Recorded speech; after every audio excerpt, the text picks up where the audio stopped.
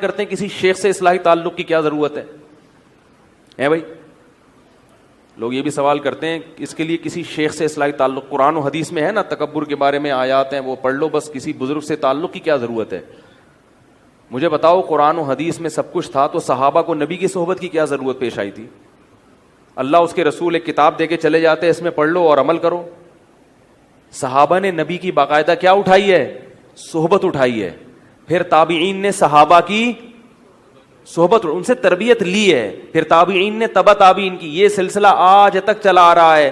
آپ کا کوئی روحانی مربی ہوگا تو گاڑی آگے چلے گی، کسی کوئی روحانی مربی نہیں ہے تو روحانیت کی گاڑی آگے نہیں۔ روحانی سے وہ ڈرامے بازی والی روحانیت نہیں ہے، پھر ادھر آ جائیں آپ۔ روحانیت سے مراد تزکیہ باطن اور تزکیہ ظاہر، اس کے لیے مربی کی ضرورت ہے۔ یہ جو آج کل کلپ آ رہے ہیں نا مختلف قسم کے قرآن حدیث کی روشنی میں، لیکن امت میں فرقواریت پھیلا رہے ہیں، ان کا کوئی روحانی مربی نہیں ہوتا، یہ سمجھتے ہیں ہم فنٹر ہیں۔ صحابہ نے کیوں نہیں ڈائریکٹ قرآن و حدیث سے سیکھ لیا؟ نبی کی صحبت میں کیوں؟ اور جس صحابی نے نبی کی صحبت میں زیادہ وقت گزارا ہے اس کا مقام اتنا ہی زیادہ ہے۔ حضرت حکیم اختر صاحب رحمہ اللہ تعالی، ان کی خدمت میں ایک شخص آیا اور کہنے لگا کہ صحبت کی کیا ضرورت ہے بزرگوں کی، اس پہ اتنا کیوں فوکس کیا جاتا ہے؟ انہوں نے فرمایا بتاؤ صحابی کو صحابی کیوں کہتے ہیں؟ کہا کہ انہوں نے نبی کی صحبت اٹھائی ہے۔ فرمائے جس نے نبی کی صحبت نہیں اٹھائی کیا وہ صحابی کے برابر ہو سکتا ہے بھائی؟ علم بھی ہو تقوی بھی ہو، ظاہر ہے جس نے نبی کی صحبت اٹھائی بعد والا کوئی بھی اس صحابی کے برابر۔ حالانکہ تابعین میں بہت سے تابعین ایسے ہیں جن کے پاس علم صحابی سے زیادہ تھا۔ سمجھ رہے ہو کہ نہیں سمجھ رہے؟ علم کس سے زیادہ تھا؟ صحابی سے زیادہ۔ کوئی بھی بعد والے لوگ تابعی کے برابر نہیں ہو سکتے، کیونکہ تابعین نے صحبت کس کی اٹھائی ہے؟ صاحب آپ جب علماء کی سیرت پڑھیں گے نا تو اس سیرت میں جو جس چیز کو سب سے زیادہ ممتاز کیا جاتا ہے کہ یہ کس کے شاگرد تھے اور انہوں نے کس سے تلمذ حاصل کیا ہے، ان کے مشائخ کون کون تھے۔ جب تک اس کا تذکرہ نہیں ہوتا تو سیرت مکمل نہیں ہوتی، کیونکہ ان کے مشائخ ہی کا پتہ نہیں ہے کون تھے تو یہ قابل اعتماد نہیں ہے۔ آج یوٹیوب پہ جو لوگ آ رہے ہیں ان میں بہت سے ایسے جن کے مشائخ کا علم نہیں ہے۔ اگر شیخ کا علم ہے تو شیخ کے شیخ غائب ہیں، مارکیٹ سے کیا ہے وہ شارٹ۔ ان کے شیخ پھر ڈائریکٹ امام بخاری ہیں۔ امام بخاری کے بعد صدیوں تک مارکیٹ سے روحانی باپ شارٹ چل رہے ہیں۔ میں کبھی اکثر کہتا ہوں نا اپنا روحانی سلسلہ کوئی اپنے مشائخ کا سلسلہ پیش کرو، مجھ سے جب پوچھیں گے میں انشاءاللہ محمد صلی اللہ علیہ وسلم تک اپنا سلسلہ بتا دوں گا آپ کو۔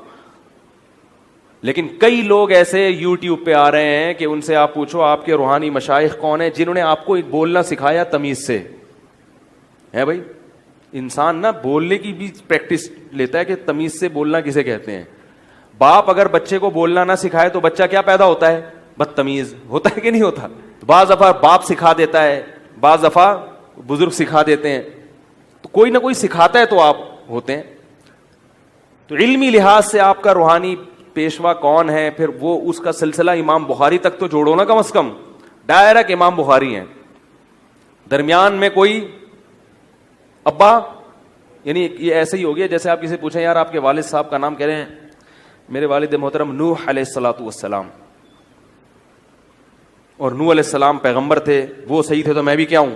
صحیح ہوں۔ تو بھائی نوح علیہ السلام کے بعد جو نسلیں پیدا ہوئی ہیں، تو اسی طرح بعض لوگوں سے میں سوال اٹھاتا ہوں کہ جو کوئی ان کا سلسلہ ہی نہیں ہے علمی، لیکن وہ امت میں فرقواریت پھیلا رہے ہیں، میں جب یہ سوال اٹھاتا ہوں کہ آپ کا روحانی پیشوا کون ہے، آپ کے استاذ کون، استاذ کے استاذ کون، یا کون ہے جو وہ عقیدے پر ہے جو جس پر آپ تھے، پھر اس کے تو یہ سلسلہ تو جوڑو، تو کہتے ہیں یہ جو کتابیں رکھی نا بخاری مسلم، یہ ہے ہمارے روحانی پیشوا۔ یہ ایسا ہی ہو گیا جیسے کوئی کہا میں کس کی اولاد ہوں؟ نوح علیہ السلام کی اولاد۔ تو بھائی اپنے ابا کا نام بتاؤ۔ پھر بعض لوگ اپنے ابا کا بتا دیتے ہیں، ابا کے ابا کا کہتے ہیں پتہ نہیں۔ ممکن ہے آپ کہیں کہ ہر ایک کو اپنے دادا کا علم نہیں ہوتا، نسب میں واقعی علم نہیں ہوتا۔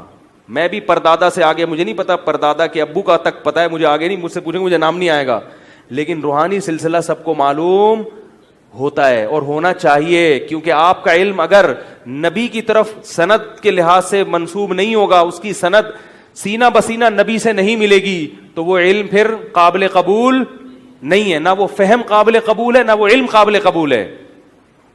متصل سند آپ کی کہاں تک ملنی چاہیے؟ محمد صلی اللہ علیہ وسلم تک. اس کے بغیر یہ علم قابل قبول نہیں ہے.